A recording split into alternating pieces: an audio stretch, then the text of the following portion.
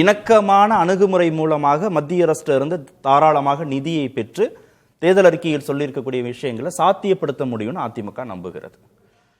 நீங்கள் தொடக்கத்தில் ஒரு கேள்வி கேட்டீங்க, இது என்ன திமுகவுடைய கொள்கை மாதிரியே இருக்கேன்னா அது அப்படி தான் இருக்கும். ஏன்னா தமிழ்நாட்டை பொறுத்தவரையும் உங்களுக்கு இந்த திமுக அதிமுக ரெண்டுமே எதில் போட்டி போடும்னா யார் தலித்துகளுக்கு அதிகம் நல்லது செய்கிறது, யார் பெண்களுக்கு அதிகம் நல்லது செய்கிறது, யார் பழங்குடியினருக்கு திட்டம், இப்படி இதுதான் தமிழ்நாடோட பேட்டர்ன். இதுலேருந்து கொஞ்சம் மாறினது இப்போ சமீப காலமாக பாஜகவினுடைய ஆக்கிரமிப்பு இங்கே வந்து அதிமுகவில் செதறலாம் நடந்ததுக்கப்புறம் அந்த பேட்டர்ன் மாறுது. இருந்தாலும் அதிமுகவால் பாருங்கள் தங்களுடைய சமூக நீதி பேட்டர்ன் அந்த திராவிட ஸ்ட்ரக்சர்லேருந்து அவங்களால மாற முடியல. இப்போ அந்த இது ஃபுல்லாக கூட்டாட்சி தத்துவத்துக்கு ஆதரவாக தான் பேசியிருக்கிறாங்க.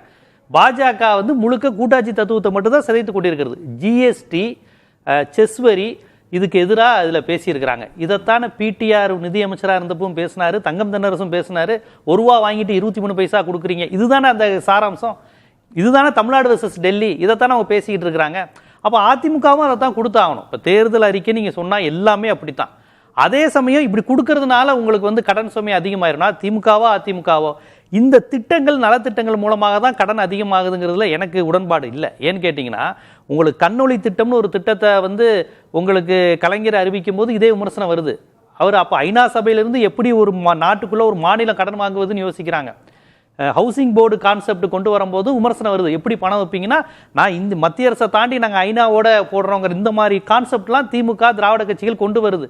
எம்ஜிஆர் அவர்கள் சத்துணவு திட்டம் கொண்டு வந்தப்போ அதிகாரிகள் ஏற்றுக்கவே இல்லை, காமராஜர் கொண்டு வந்தப்பையும் ஏற்றுக்கல. அதனால் இந்த மக்களுக்கு எளியவர்களுக்கான திட்டம் இதை கொடுக்குறோன்னு சொல்லும் போது இந்த அதிகார வர்க்கம் டெல்லியை சார்ந்து சிந்திப்பவர்கள் தேசிய கட்சிகள் என்றைக்குமே அதை ஏற்றுக்க மாட்டாங்க. ஐயோ போகுதே பணம் போகுதேன்னு தான் சொல்லுவாங்க. இப்போ அதிமுக பேட்டனுங்கிறது நான் திமுக பேட்டனாக தான் பார்க்குறேன், பெரிய வித்தியாசப்படுத்திலாம் நான் பார்க்கல, ரெண்டுமே ஒன்றா தான் பார்க்குறேன். அதனால் இது அதிமுக விமர்சனம்லாம் எனக்கு கிடையாது. ஆனால் என்னுடைய கேள்வி, இப்போ பாஜகவுடன் கூட்டணியை வைத்துக்கொண்டு என்ன இவங்களால செய்துவிட முடியும்? தான் இணக்கமா இருந்து இப்ப பாஜகவோட கூட்டணி வச்சு இணக்கமா இருந்து நீங்க டபுள் இன்ஜின் கேட்டா அதையும் மறுத்துட்டாரு. அது எனக்கு மகிழ்ச்சி. டபுள் இன்ஜின்ங்கிற வார்த்தையை கேட்டோம் கோபம் பதட்ட வருது பாருங்க, அதுதான் திராவிட முன் பெரியார் முன் அது கோபம் வருது. அதெல்லாம் ஆட்சிங்கிறதையும் மறுத்துட்டாரு அவரு. அதுதான் சொல்றேன், அதெல்லாம் நமக்கு சாதகமான விஷயம் தான். ஆனா அவர் ஆசைப்படுறாரு. ஆனா பாஜக எப்படி வச்சிருக்கோம் வேற ஒன்றும் இல்லைங்க. புதுச்சேரி பக்கத்துல பாண்டிச்சேரி, அங்க வந்து புதிய கல்விக் கொள்கை வந்துருச்சுங்க. அந்த அங்க இருக்கக்கூடிய அந்த பகுதியில பாரதிய ஜனதா கூட்டணி ஆட்சிங்கிற கணக்குல இருந்துட்டு என்இபி கொண்டு வந்துட்டாங்க. புதிய கல்விக் கொள்கையை அவங்க கொண்டு வந்து வச்சிருக்கிறாங்க. என்ன செய்ய முடிஞ்சு? புதிய கல்விக் கொள்கை வந்துருச்சுன்னா கிட்டத்தட்ட தமிழ்நாடு தமிழர்கள் நம்ம உருவாக்கின சமூக நீதி கான்செப்டே அவுட்டு. தமிழ்நாடு போராடிக்கிட்டு இருக்கு. நீங்க சொல்றீங்களா டபுள் இன்ஜின் இணக்கமா இருந்து யாரு ஜெயிச்சுக்கிட்டு இருக்கா? பாஜக தான் ஜெயிக்கும். அதனால தான் நான் மற்ற ஸ்டேட்டுக்கு போல, நீங்க வட இந்தியாவுக்கு போகாதீங்க, அங்க போகாதீங்க. நம்ம தமிழர்கள் இருக்க புதுச்சேரியில் என்ன நடந்துகிட்டு இருக்கு? 219 பள்ளிக்கூடத்தை திமுக அரசாங்கம் 5 ஆண்டு காலத்துல பள்ளிக்கூட அரசு பள்ளியை மூடிச்சு. சென்னையில 19 கான்செப்ட் இல்லைங்க. இப்ப நீங்க வச்சிருக்க கோரிக்கைகள் அடிப்பில் சொல்றேன், பள்ளிக்கூடத்தை பத்தி சொன்னதால சொல்றேன்.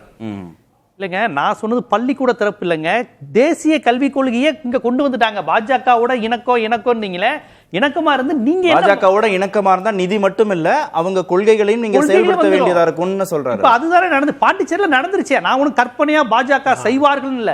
புதிய கல்விக் கொள்கை தமிழ்நாடு ஒன்றா பாஜகவோட இணக்கமா இருக்கிற பக்கத்துல மாநிலம் அதானங்க. எனக்கு அதான உதாரணம். கர்நாடகா சொன்னா கூட வேற மொழின்றுவீங்க. நம்ம பாண்டிச்சேரி தமிழ்நாடு ஒன்று இல்லை, ஒரு நம்ம தேசிய இனம் தானே அங்கேயும் இருக்குது, தமிழர்கள் தானே இருக்கிறாங்க. அதை காரணம் காட்டி இங்கே விமர்சனம் பண்ணுறோம், அலைன்ஸ் அங்கே விசிகா போயிருச்சுன்னா பேசுகிறோம்ல. பாஜகவோட இருந்தால் அதுதான் நடக்கும். முழுக்க ஒரு இந்துத்துவ கொள்கையை கொண்டு வராங்க, ஆளுநர் ஆட்சியை கொண்டு வராங்க. என்ன செய்ய முடிஞ்சுச்சு? அதே தானே இங்கே அப்ளிகே ஆகும். இப்போ இவங்க எண்ணிக்கையில் இவங்க முடக்கிட்டோம் சுருக்கிட்டோங்கிறதுலாம் சரிதான். இந்த கொள்கையில் என்ன செய்ய முடியும் ஏன்னு கேட்டிங்கன்னா இந்த கொள்கையை கோரிக்கையை கேட்டு தானே திமுகவால் அதை பெற முடியலைங்கிறதானே நீங்கள் விமர்சனமாக வச்சுக்கிட்டு இருக்கீங்க. இப்ப இந்த செஸ் ஜிஎஸ்டி எல்லாம் திமுகவோட சேர்த்து நீங்க எல்லாம் கேட்டிருக்கணும் இவ்வளவு நாள். கூட்டணி திமுக பாஜக இல்லையே, கூட்டணியில நீங்க தானே என்னங்க கூட்டணியில பாஜகவோட இருக்கீங்க, அதனால பெற முடியல. இல்ல ஒரே நிமிடம், இந்த கோரிக்கை எல்லாம் தமிழ்நாட்டின் கோரிக்கைன்னு உங்களுக்கு தெரிஞ்சனால தானே வச்சிருக்காங்க. இதே கோரிக்கையை திமுக கூட்டணி கட்சிகள் கேட்கும் போது அவங்க என்ன பண்ணாங்க? பாஜக நோக்கி அழுத்தம் வச்சிருக்கணுமா இல்லையா?